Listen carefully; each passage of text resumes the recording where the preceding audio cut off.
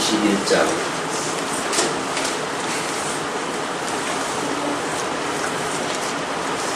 잠언 21장 1절부터 보겠습니다. 왕의 마음이 여호와의 손에 있으니 마치 보의 물과 같아서 그가 인문으로 인도하시느니라.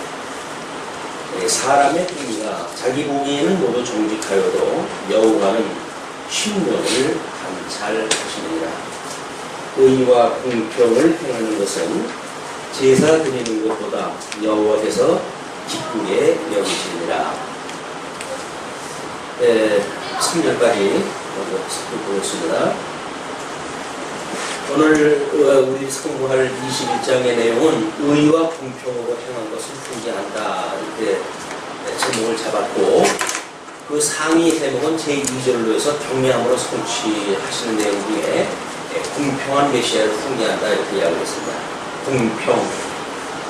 이 공평이라고 하는 것은 우리 하나님께서 우리의 신분에 대한, 예수 그리스도의 신분에 대하여 우리 예수 그리스도 비하와 그다음에 성기라고 하는 이 신분으로 해가지고 처해져 있던 성도, 이 성도들이 죽었던 그 성도들로 하여금 죄에 대하여 죽게 하시고 그다음에 의에 대하여 살게 하시는 이것이 지금 성도에게 미치는 하나님의 말씀입니다. 그러니까 21장의 우리 그 내용이 지금 이 공평한 메시아를 훈계한다고 했으니까 이 공평한 메시아, 예수 그리스도께서, 예수는 그리스도라고 증거한 것이 신분, 비하의 신분과 승리의 신분으로 증거를 갖다 했는데, 우리가 하나님 앞에서 예수 그리스도를 그리스도로 믿고 살아간다고 한다면,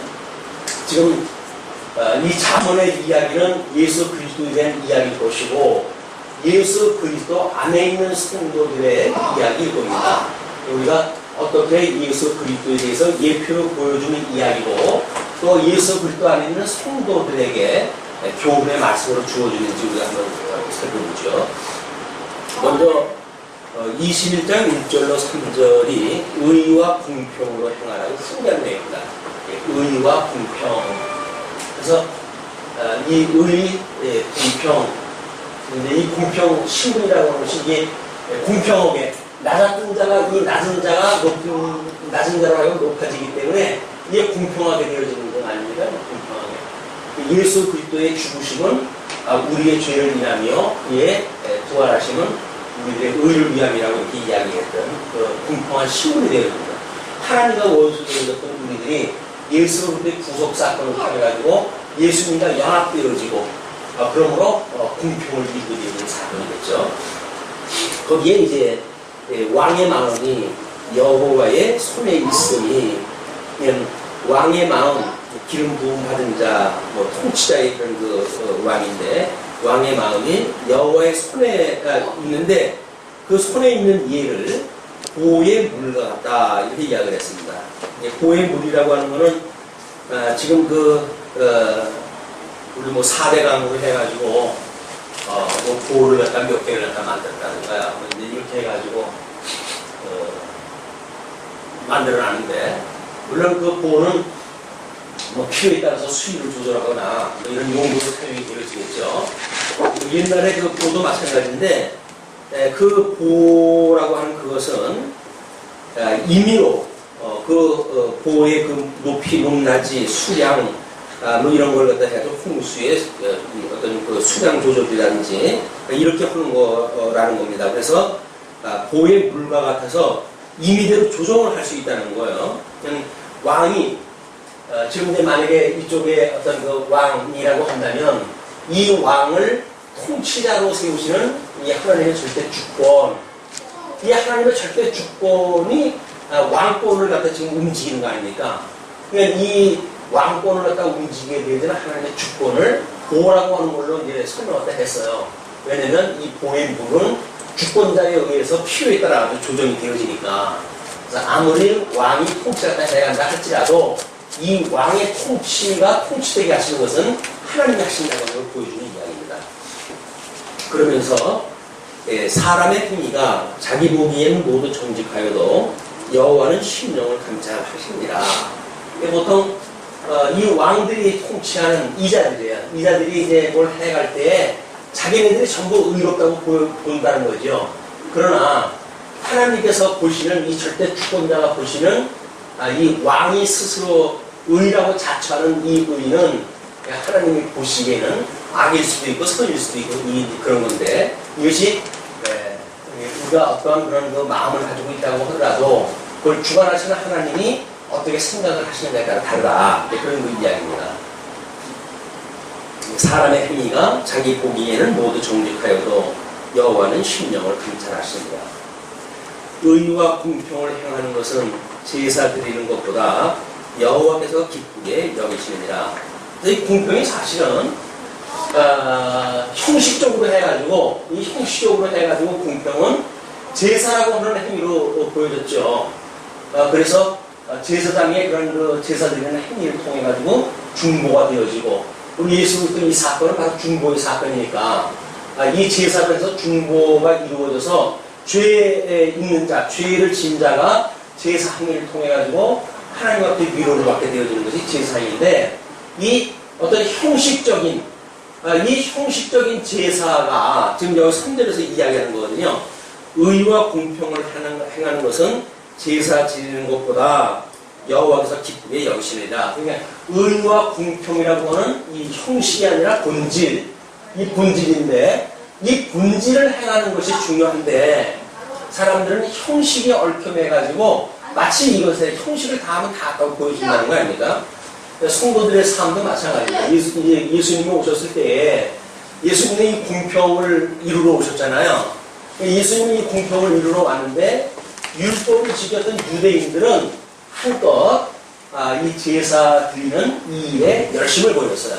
이거에 열심을 보였기 때문에 공평을 이루러 오셨던 메시아를 알아보지 못합니다. 지금도 마찬가지예요. 어떤 형식에 치우치는 우리의 신앙생활은 그 본질을 왜곡시키기가 싫습니다. 또 뭐 보통 사람들이 평가할 적에도 형식이라고 하면 눈에 보이는 거니까 사람들이 그 형식을 보고는 저분은 신앙생활이 뭐 어떻겠다 뭐 이런 걸 갖다 이제 판단한다 하는데, 사실은 여기에 있는 것이 아니라 여기 있다는 거예요. 얼마나 우리 예수님께서 다른 표현으로 해가지고 의와 인과 신을 버렸다, 11조라고 하는 이런 그 형식적인 문제를 여기서 하나님께서 너희 근처에 11조를 드리지만 의와 인과 신을 버렸다고 이야기를 하잖아요.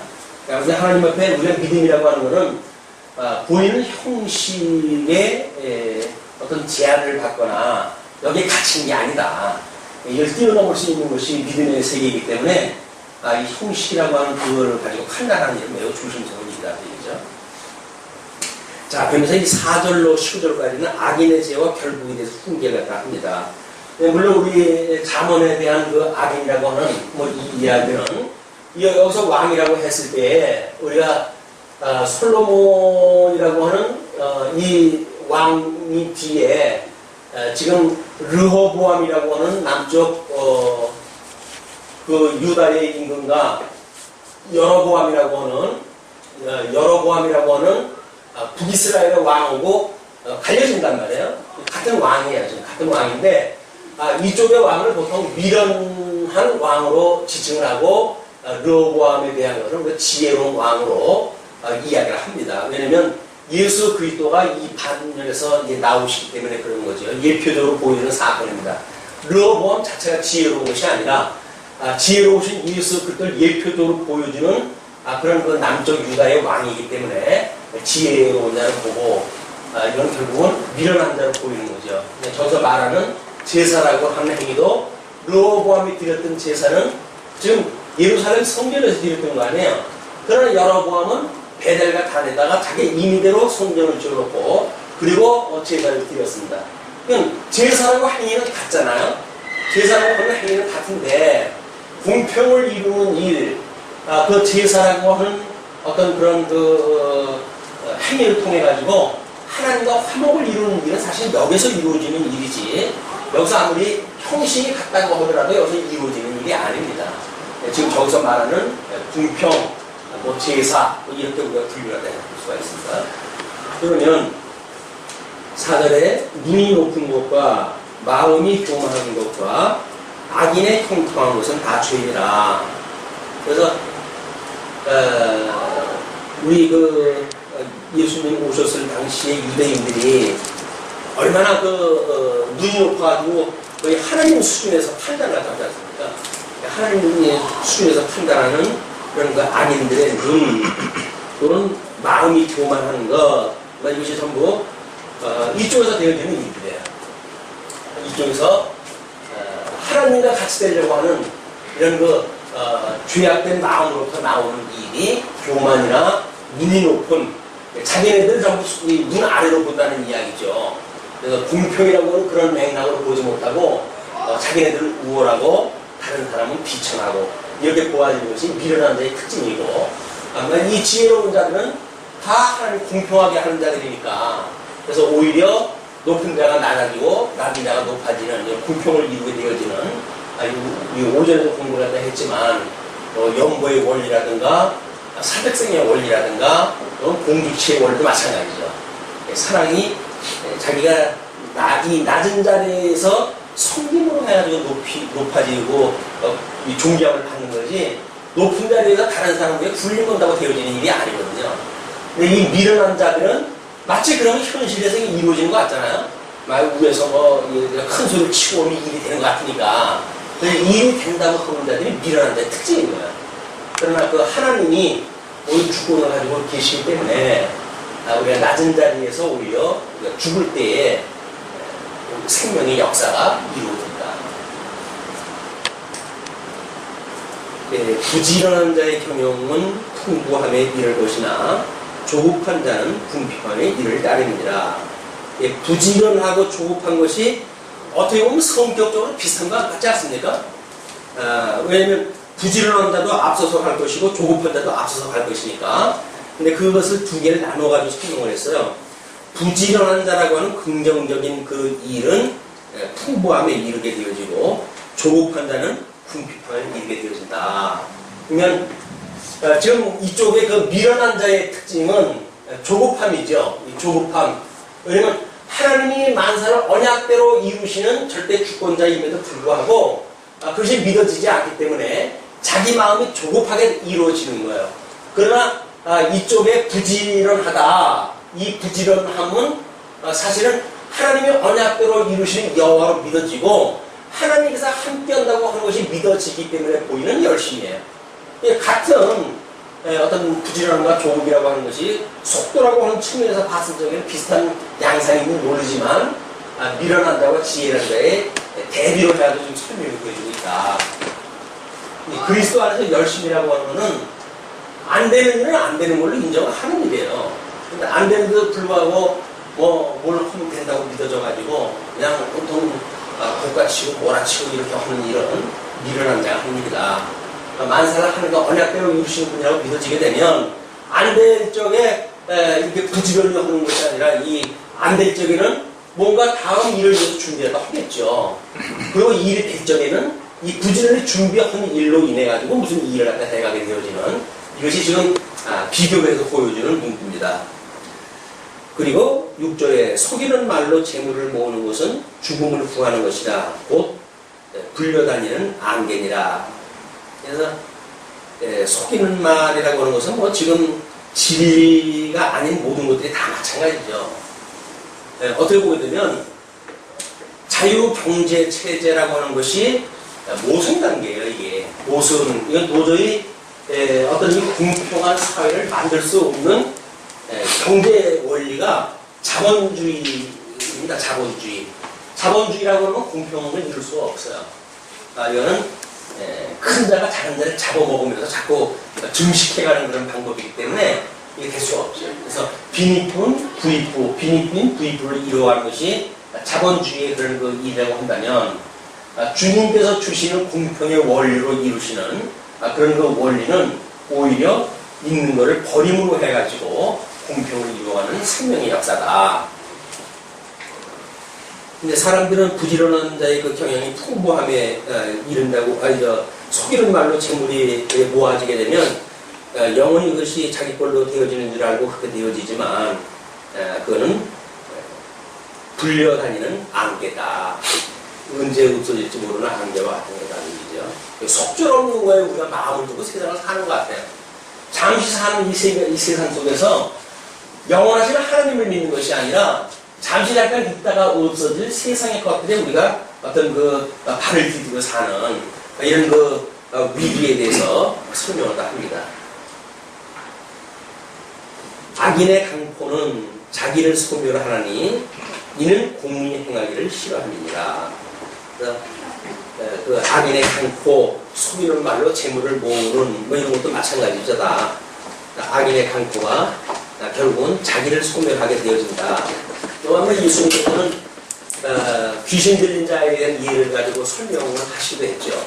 그래서 이제 귀신이 귀신을 내어 쫓게 되면 어찌 그 나라가 서겠느냐 이렇게 이야기를 하는데 강포한 자들은 결국은 자기가 죽는 사건에 휘말리게 되어지는 거야. 다른 사람을 죽이고 자기는 살려고 하는지 모르겠지만 공멸입니다. 그래서 사실은 이쪽의 거는 공멸에 이르러요. 공멸, 공생. 이제 그것이 생명의 원리냐 사망의 원리냐 이렇게 우리가 볼 수가 있습니다. 그러면서 죄를 크게 범한 자의 길은 심히 부끄러지고 깨끗한 자의 길은 고등이다. 예, 하나님께서 언약대로 이루신다고 믿고 행하는 사람들은 길이 고다요. 고드나 좁은 길이죠. 물론 좁은 길인데 그 길은 곱고 그 죄인들이 가는 길은 굵은 길로 가게 되어지는 거다. 다투는 여인과 함께 큰 집에서 사는 것보다 움막에서 혼자 사는 것이 나으니라. 우리는 이런 거를 보게 되면 이제 아내 쪽의 시선을 보게 되죠. 다투는 여인이라고 했으니까 이건 사실은 다투는 여인이라고 하는 것은 지금 이쪽에 10지파 반이 지금 여기 들어가 있고 여기는 1지파 반이 남쪽 유다거든요. 이렇게 10지파 반이라고 하지만 이들이 가지고 있는 생각들은 공멸에 이르는 서로 다른 생각들을 가지고 있는 거예요. 다툼이 많은. 이런 것보다는 1지파 반이랄지라도 이렇게 하나님이 통치하는 나라에 거하는 것이 낫다고 하는 이걸 이미지로 보여주는 거죠. 모르겠어요. 현실적으로도 그게 나은지는 모르겠지만 그 유명한 철학자들마다 그 아내가 전부 아주 독한 아내랍니다. 소크라테스 아내도 그렇게 여자가 강해가지고 한참을 막 떠들어가지고 아유 이렇게 피해야 되겠다 해가지고 바깥으로 나갔더니 설거지 통에 물을 가지고 그냥 확 쏟아버리더래요. 그냥 얼굴에다 씌워버리더래. 그랬더니 뭐라고 지나갈게? 소나기 뒤에는 아니 천둥 번개 뒤에는 소나기라고 뭐라고 지나가. 그때나 이때나 여자들의 그 어떤 독한 거는 이걸 보여주는 예표죠. 하나님을 대적하는 어떤 그런 인간을 일반 계시로 보여주는 사건이기 때문에 그게 되어지는 거예요. 지금 뭐 21세기나 특별히 여자의 어떤 여건이 신장돼가지고 그러는 거가 그렇지는 않습니다. 지금도 2500년 전에도 여전히 여자는 강했어요. 네. 악인의 마음은 남의 재앙을 원하나니 그 이웃도 그 앞에서 은혜를 입지 못합니다. 악인의 마음, 이것이 이제 남의 재앙을 원하는 거예요. 내가 안 되는 거를 참을 수 있어요. 남이 안 된다고 한다면 얼마든지 기꺼이 나의 불행을 인내할 수 있는 것이 악한 우리들의 악성이 아닌가 생각이 듭니다. 결국은 우리 예수님께서 너희들이 한 명의 백성을 하나님께로 인도한다고 하다가 100번이나 오히려 그들을 지옥 자식으로 만드는구나 이렇게 하는 것도 마찬가지죠. 다른 사람들의 구원을 받고 이런 그 구원을 시키는 데에 앞서는 것이 아니라 결국은 비진리를 증거하기 때문에 그걸로 인해 가지고 그 사람까지도 함께 망하게 되어지는 은혜를 입지 못하는 이런 그 사건을 이야기합니다. 거만한 자가 벌을 받으면 어리석은 자는 경성하겠고, 물론 이거는 거만한 자가 벌을 받으면 이 사람들이 이제 여로보암이 벌을 받잖아요. 벌을 받았을 때 남쪽 유다는 이 말씀을 가지고 만약에 지혜를 얻게 되어지게 되면 그 이야기예요. 하나님께서 이 범죄했던 비산을 통해 가지고 남쪽 유다의 지혜를 이끌 수 있게 되어지는 일이죠. 그런데 또 한쪽으로는 그 지혜로운 자가 교훈을 받으면 지식이 더한다. 남쪽 유다는 오히려 하나님 앞에 지혜를 받게 되어지게 되면 이 지혜가 하나님을 아는 지식으로 더욱 견고하게 되어지는 이런 원리를 설명을 합니다. 그리고 의로우신 자는 악인의 집을 감찰하시고 악인을 환란에 던지십니다. 결국 이제 메시아가 심판하시는 그런 그 내용이고, 길을 막아 가난한 자의 부르짖는 소리를 듣지 아니하면 자기의 부르짖을 때에도 들을 자가 없습니다. 이것이 인과응보라든지 이런 그 원리로 보통 일반 계시적으로는 이해를 하고 그러지만, 그 말씀이 없어가지고 하나님 앞에 신음하는 자들에게 복음을 증거하는 예수 그리스도에 대한 이야기입니다. 그러나 그런 그 길을 막고 오히려 복음을 필요로 하는 자들에게 복음을 증거하지 않고 율법을 전했던 자들은 그런 그 자기한테 필요했을 때 정작 복음을 듣지 못해가지고 멸망에 이르게 되어지는 모습도 여기서 읽어낼 수가 있습니다. 14절, 은밀한 선물은 노를 쉬게 하고 품의 뇌물은 맹렬한 부분을 그치게 하느니라. 은밀한 선물은 긍정적인 그런 그 표현이겠죠. 그 다음에 품의 뇌물이라고 하는 것은 부정적인 것에 대한 이야기입니다. 그러나 지금 공의를 행하는 것이라고 하는 것을 보았을 때에 은밀한 선물이나 또는 품의 뇌물이나 마찬가지로 분을 그치게 하지만 그 15절에 이야기하는 것처럼 공의를 행하는 것이 의인에게는 즐거움이요 죄인에게는 해방이다. 의인이 이런 그 즐거움이라고 하는 것은 노가 그치는 데 있는 것이 아니라 하나님 앞에 공의가 무엇인가를 아는 데 있다. 그런 건 이야기죠. 하나님 앞에 이 공의를 아는 것이 중요한 일이지, 거기서 어떤 뇌물이나 이런 걸로 해가지고 노를 그치는데 목적이 있는 게 아니다.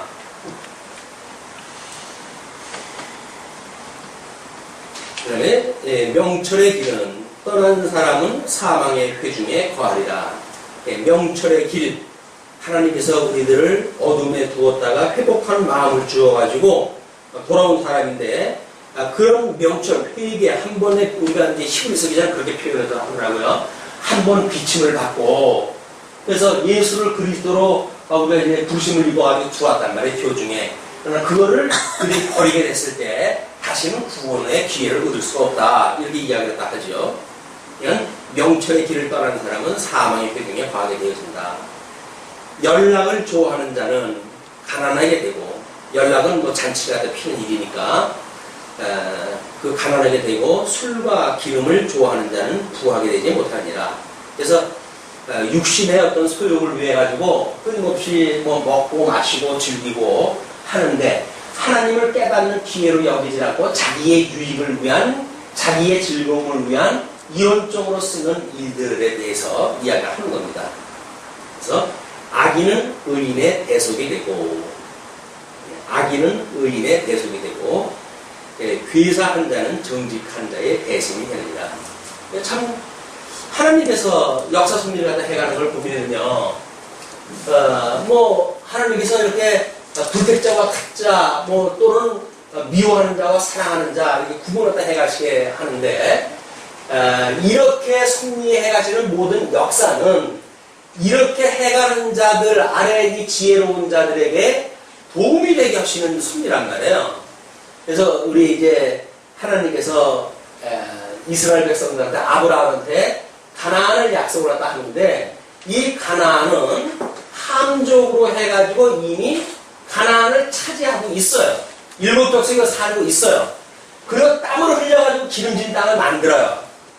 그런 뒤에 아브라함을 하나님께서 부르셔가지고 이 기름진 땅, 잘 이렇게 기름진 땅으로 만들어 놓은 땅을 차지하라고 그럽니다. 그러면 이 사람들이 차지했던 이렇게 열심히 일해가지고 이 붙여먹던 땅들은 누구 거예요? 지혜로운 자들에 주는 거예요. 복 있는 자에게. 그냥 우리들은 하나님이 우리 사랑하는 자들을 위해서 만사를 준비해 놓으신 건데 이게 믿어지게 되면 우리는 조급하게 뭘 할 생각도 안 하겠죠. 그러나 만약에 아브라함처럼 언약으로 받은 땅이라고 한다면 열심히 부지런히 일하다 해가게 된다. 다투며 성내는 여인과 함께 사는 것보다 광야에서 혼자 사는 것이 나으리라.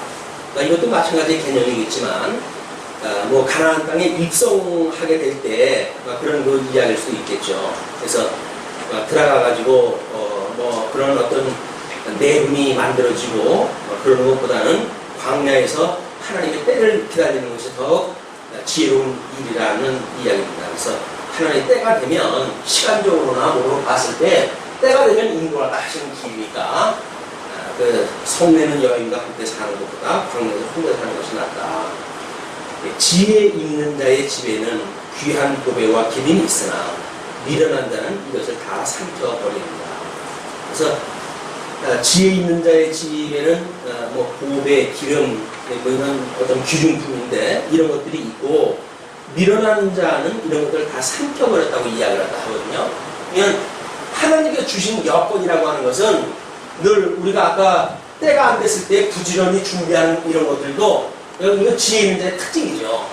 이 자들은 조급해가지고 뭐 있던 거 다 털어먹고 어떻게든지 뭐 이제 간다고 생각이 드니까 결국은 뭐 배나리 보증 지어놓고 예루살렘을 떠나는 이런 사람들의 모습을 우리가 볼 수가 있습니다. 지금 이 지혜로운 자가 얼마나 하나님이 주셨던 그런 의미를 보존하려고 하는지 그것이 예루살렘 성을 지키는 자들의 이야기죠. 그것이 그 귀한 보배와 기름이 있다는 거예요. 아마 예수님이 오셨을 때 그 이후에 오순절에도 예수 그리스도의 언약을 믿고 있었던 자들은 6월 그 오순절 때 성령의 임하심을 그들이 체험을 하게 되어지지만 그렇지 않은 자들은 결국 성령의 그 일들을 제자들이 성령에 의해 가지고 이제 그 복음을 증거하고 방언의 이적을 표하는데 술이 취하고를 오해를 한다든지 하는 문화로 이해할 수가 있습니다. 네, 의와 인자를 따라 구하는 자는 생명과 의의 영광을 얻느니라. 늘 의와 인과 신 이것이 우리들의 어떤 그 믿음, 소망, 사랑 이 세 가지가 다 포함되어진 개념이에요. 이것이 어떻게 보면 과거, 현재, 미래 이런 시제로 봤을 때에는 이런 내용이 다 있죠. 우리 고린도서를 공부할 때 그랬잖아요. 구원을 하셨고 구원을 이루시고 구원을 이루실 예수 그리스도에 대하여 이야기를 한단 말이에요. 그러면 과거사로 우리 하나님의 어떤 역사 섭리를 그냥 치부해버리는 것은 지금 현재를 살고 있는 나하고는 아무 상관이 없죠. 현재 우리 과거에 믿은 믿음으로 현재를 믿는 믿음을 이루게 되어져야 되는 거 아니겠어요? 애국으로부터 만약에 우리를 구원해내시는 하나님이 믿어진다고 한다면 지금 살아가고 있는 현재도 우리 주님과 승리한다고 믿어지고 그렇기 때문에 약속했던 가나안 땅을 들어갈 수 있는 소망을 가지고 살아가게 되어진단 말이에요. 이게 이런 하나님께서 어떻게 승리를 갖다 해가시는가라고 하는 과거, 현재, 미래에 대한 믿음을 공유하는 건 매우 중요하다. 무조건 난 과거에 구원 다 받았어 이렇게 일축하는 이야기는 섰다는 일인데 사도 바울이 늘 그러잖아요. 섰다 함도 아니요 이루었다 함도 아니라 섰다 하는 자들은 넘어질까 조심하라 이렇게 이야기를 하는데 끊임없이 우리는 서는 게 아니에요. 예수 그리스도를 향하여 끊임없이 우리가 바라보고 가는 길이다.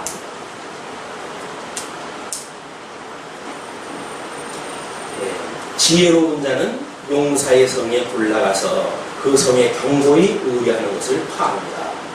그래서 지혜로운 자의 용사 이제 어떤 우리가 점령해야 될 성이 있다고 한다면 그 성의 경고하게 의뢰하는 것을 파한다. 여리고 성을 무너뜨리는 일과 마찬가지죠.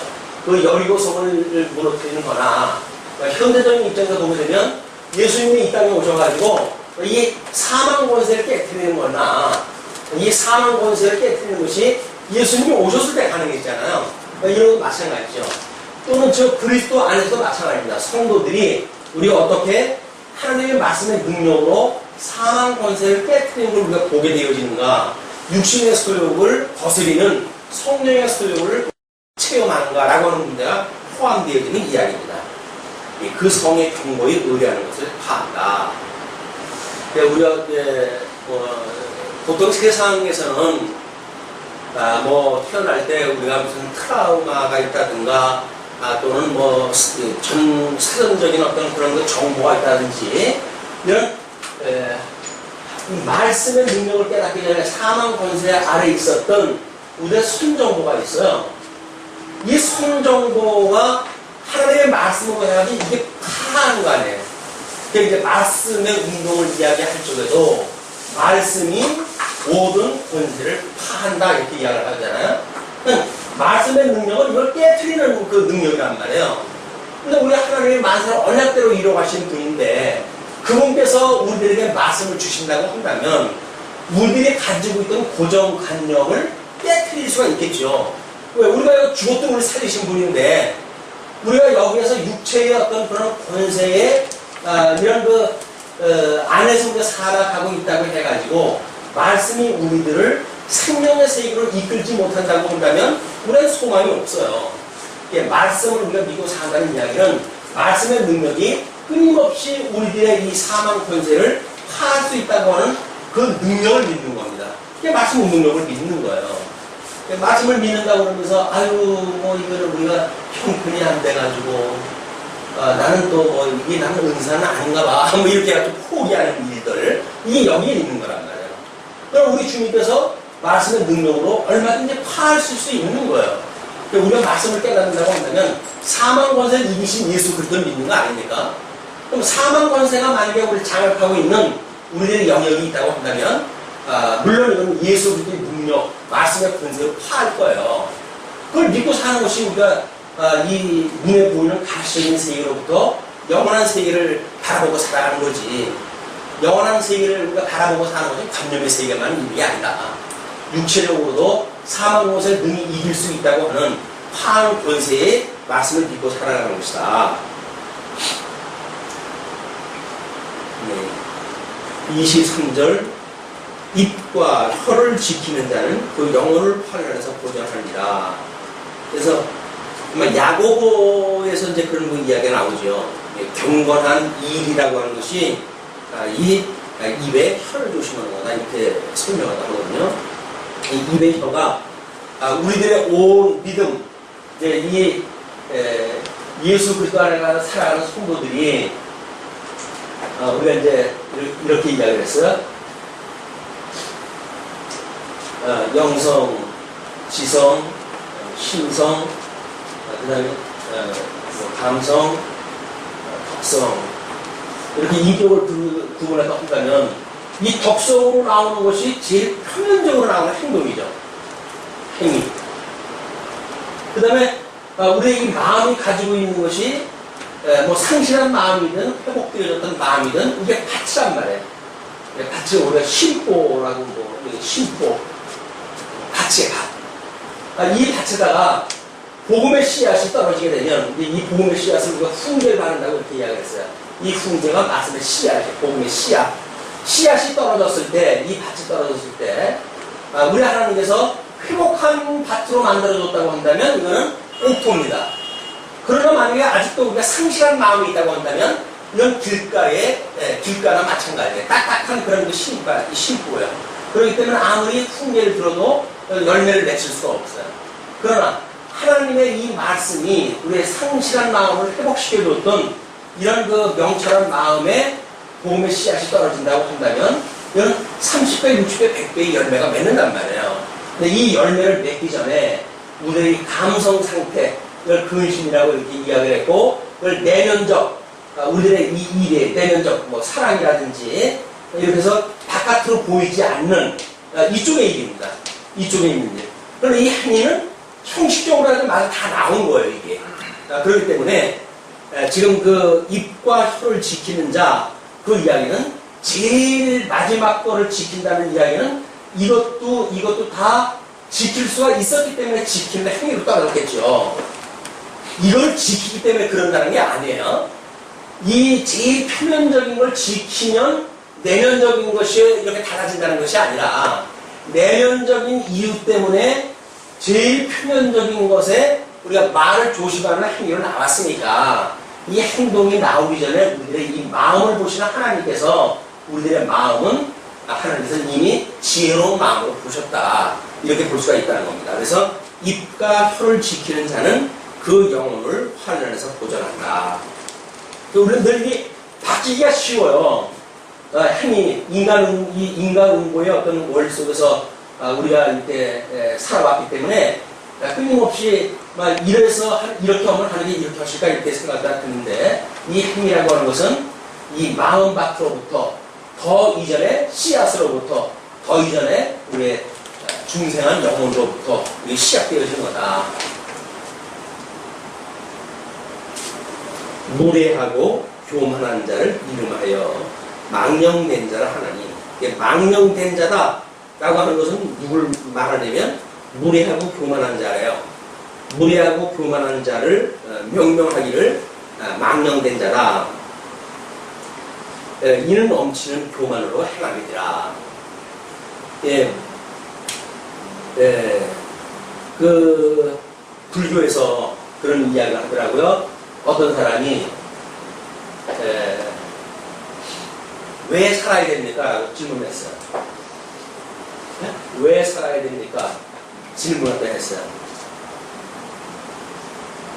그랬더니 당신은 존재하기 때문에 생각을 하는가? 아니면 생각하기 때문에 존재하는가? 라고 물어요. 그러니까 내가 존재하기 때문에 생각을 하죠. 그렇다고 한다면 존재하고 있는데 어떻게 왜라고 하는 그런 그 생각을 하느냐? 그건 망상이다. 이렇게 이야기합니다. 생각할 수 없다는 거예요. 왜?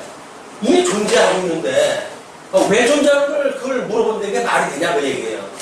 말이 되는 것 같지 않습니까? 말이 되죠? 왜 존재합니까? 인간이라는 게 왜 존재합니까? 라고 이야기하다 했더니 네가 존재하고 있는데 왜 존재한다는 걸 왜 묻느냐 그 얘기예요. 근데 궁극적으로 만약에 우리가 절대 객관적인 진리를 가지고 그 하나님을 경외하는 것이 인생의 본분이라고 하는 것을 깨닫고 살아가는 사람들은 왜 사람이 존재합니까? 라고 묻게 되면 하나님을 경외하는 것이 인생의 본분이기 때문에 하나님을 경외하기 위해서 존재합니다. 라고 하면 우리 이 대답이 나올 수가 있잖아요. 그러나 이렇게 인간 바깥의 어떤 절대자를 믿지 않는 자들은 왜 사느냐에 대한 대답을 원천적으로 봉쇄를 하다 합니다. 망상. 네, 이런 것이 우리 어떤 인간, 지음을 받았던 인간, 그런 이야기인데 어떤 애기 엄마가 인간이 왜 사는지 모르겠다고 얘기했더니 그런 얘기를 하더라고요. 아니 결혼도 안 한 젊은 아이가 인간이 왜 산다고 하고 질문을 하게 되면 가상업이라고 하겠지만 자기가 애를 낳고 왜 사는지 모르겠다면 당신처럼 애를 낳으니까 살지 왜 살아? 예? 애를 낳으니까 살지 왜 사느냐는 얘기예요. 그러니까 이 어떤 내재적인 세계관을 가지고 설명되지 못하는 많은 문제에 대해서 방법이 없어요. 이 내재적인 세계를 초월한 이런 신간이나 세계관이 없이는 이런 세상의 질문에 대답을 할 수가 없다. 예. 무례하고 교만한 자를 이름해가지고 망령된 자라고 이야기를 하니까 넘치는 교만으로 행하기 때문에 그런다. 마치 하나님과 같이 하나님 자리에 올라가서 하나님과 같이 되려고 하는 이런 그 자들에 대한 것을 보통 망령되다 얘기합니다. 우리는 망령되다, 망령이 들렸다, 이렇게 하는 건 뭐예요? 늙어가지고 뭔가 상팍이 안 되는 걸 망령 들었다 그러잖아요. 자기 아들 보고 남편 어디 갔다 오냐고 지금. 그래서 자기 아들을 남편으로 동일시켰다고 한다든가 그걸 망령 들었다고 그러잖아요. 말도 안 되는 그런 논리를 가지고 이야기하는 거예요. 마찬가지로 지금 이 하나님과 같이 되려고 한다는 자는 자기가 누군데 감히 하나님과 같이 되려고 해요. 될 수 없는 일이지. 근데 망령 든 사람처럼 자기가 평생 바라는 사람을 니슈하는 순간 그 사람은 이미 망령 든 사람이에요. 니슈. 우리가 하나님 앞에서 살아가는 성도들이 하나님 앞에 이 하나님을 경외하면서 살아갈 생각은 안 하고 하나님이 니슈 그러면서 자기 정도로 살아간다고 한다면 그게 망령된 자라고 합니다. 게으른 자의 정욕이 그를 죽이나니 이는 그 손으로 일하기를 싫어합니다. 그래서 늘 하나님이 만세를 언약대로 이루어하시니까 그렇게 해가지고 일하기 싫어하는 사람들이 하나님 핑계대가지고 게으름을 피우고 그러는데 그건 하나님을 모르기 때문에 그렇습니다. 하나님을 우리가 깨닫고 알게 되어진다고 한다면 하나님이 때를 주었으면 그 때를 우리가 경히 여기진 않겠죠. 근데 때를 경히 여긴다는 이야기는 하나님을 제대로 알지 못한다는 이야기예요. 어떤 자는 종일토록 탐하기만 하나 은인은 아끼지 아니하고 쉬지 않으리라. 그래서 미련한 자 이런 자들은 종일 욕심을 부려가지고 탐심을 가지고 그냥 치고 올라가면 이해를 써요. 근데 이건 공평한 일이 아니라고 그랬죠. 네, 공평한 일이 아닙니다. 그런데 의인은 어떻게 한다고 그랬어요? 아끼지 않고 시제, 그 구제하는 일을 끊임없이 베푼단 말이에요.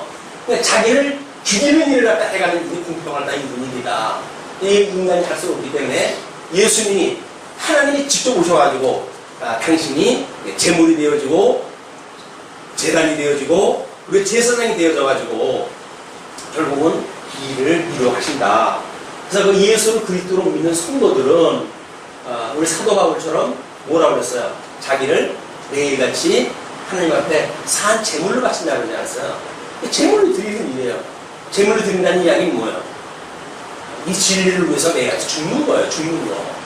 근데 이 진리조차도 그걸 사치롭게 자기 어떤 명예로 이용을 하잖아요. 우리가 이 진리를 우회해가지고 우리를 죽고 나를 포기하는 것이 아니라 진리를 포장을 갖다 해가지고 나는 이 진리를 갖다가 알고 있어 라고 그거를 자기 어떤 헛된 영광으로 삼는 이것이 미련한 자의 일이다 그 이야기입니다.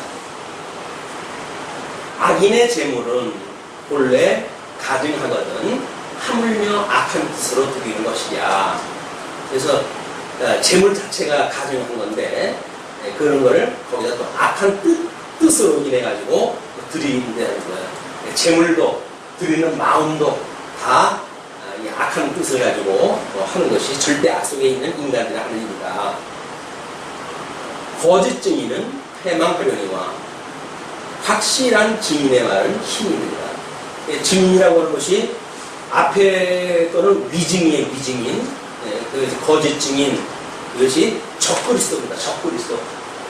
이것이 예수님 오신 이후에 어떻게 이것이 영적으로 보여지냐면 이거는 적그리스도로 등장이 되어지고 이건 그리스도를 믿는 그리스도인으로 이야기되어져요. 이건 어린 양 권세를 믿는 자고 짐승 권세를 믿는 자들입니다.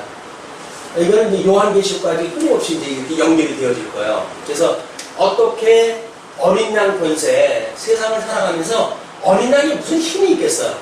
근데 예수를 그리스도로 믿는다고 한다면 어린 양이 사망 권세를 이기신 권세라고 하는 게 믿어지는 거예요. 세상 사람들이라고 하면 짐작도 못할 일입니다.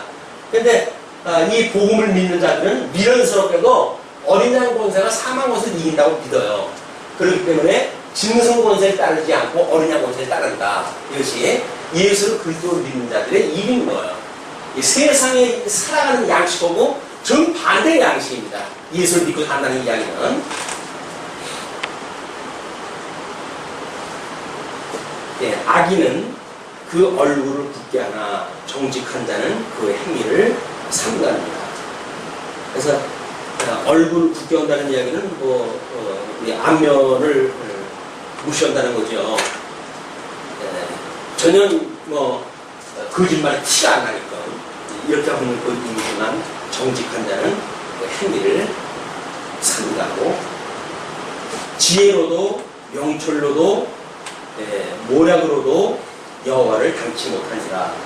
결국은 인간이 가지고 있는 이걸 지혜라고 그러지 않았어요? 지혜. 그러면 이 지혜와 그다음에 이 명철, 심성에 대한 걸 명철이라고 했어요. 그래서 이 명철과 그다음에 모략, 이걸 모략이라고 그러는데 모략. 이것이 아무리 사람들이 깨닫고 이것이 한다고 하더라도 여호와께 닿을 수가 없는 거예요. 이것이. 하나님에 대한 지식은 그러니까 예수를 그리스도로 믿는 그 믿음이 가지고 있는 믿음의 분수에 지난 거지 거기서 지나가지고 마치 우리가 하나님을 우리 어떤 알고 있는 지식의 틀에다 가둔다든지 하는 것은 매우 미련한 방법입니다. 그러니까 하나님은 끊임없이 우리가 배우고 깨달아갈 이유가 있는 거예요. 다 깨달았다, 섰다 라고 하는 것이 얼마나 미련한 일인지 모르죠. 싸울 날을 위하여 마병을 예비하거니와 이기는 여호와께 이릅니다. 마찬가지예요. 부지런히 마병을 준비하고 이런 거 준비하는 자세가 아니에요. 준비하고 그러지만 이거를 끝내 이기는 것은 언약하시던 여호와께서 이 르호보암의 기회를 따라서 예수 그리스도를 오게 하심으로 언약대로 이루어지는 것을 이루어하시죠. 그러면 지금 이 마병을 준비하고 전쟁을 준비하는 것조차도 지혜로운 자가 준비하게 되어지고 그렇게 됐을 때 지금 그 모든 일을 승리하는 일은 여호와께서 하신다. 우리가 하나님의 일과 나의 일에 대한 걸 이론론적으로 자꾸 이해를 못하게 되면 하나님은 따로 관념세계에 따로 있고 그다음에 우리의 삶은 나의 헛된 영광을 위한 나의 삶으로 따로 돌아다녀요. 이론론적으로 생각을 해야 나와 함께 하시는 우리 주님의 마음을 우리 닮아가서 우리 아까도 찬송을 드렸지만 예수님, 복 있는 예수님과 우리가 한 몸을 이루므로 해가지고 그 복에 참여한 성도들의 행복을 말할 수가 있고 노래할 수가 있다. 자, 오늘은 이제 의와 공평으로 향할 것을 훈계하겠고 다음 시간에 이제 22장 들어가게 되면 선한 분들을 것을 훈계하면서 바로 그 제3장에서 그 제4장으로 넘어가게 됩니다. 하나님의 나라를 성취하는 장면으로 넘어가기 때문에 22장 방금 예고를 딱 하고 마치겠습니다. 자비로우신